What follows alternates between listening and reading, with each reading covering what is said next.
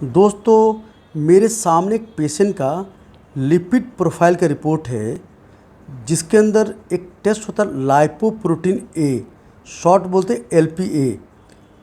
इनका हाई है।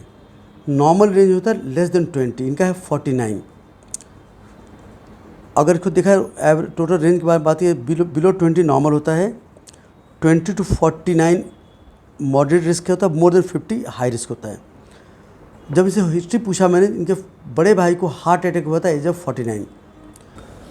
तो अगर आपके ब्लड में एलपीए हाई है, इसका मतलब आपके परिवार में, आपके अंदर जो एलडीएल बैड कोलेस्ट्रॉल होता है हार्ट के अंदर या ब्रेन के धमनी यानी आर्टरी के अंदर जमने की टेंडेंसी ज़्यादा है।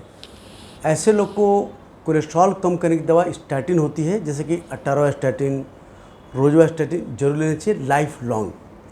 साथ में उनको स्मोकिंग नहीं करनी चाहिए। इसके बाद सैचुरेटेड फैट ज़्यादा नहीं खाना चाहिए, जैसे कि रेड मीट स्पेशली ज़्यादा नहीं खाना चाहिए आपको। प्लस उनको रेगुलर एक्सरसाइज करना चाहिए, खूब सलाद, हरी सब्जी, फ्रूट खाने चाहिए, जिससे कि फ्यूचर में हार्ट का खतरा ना हो।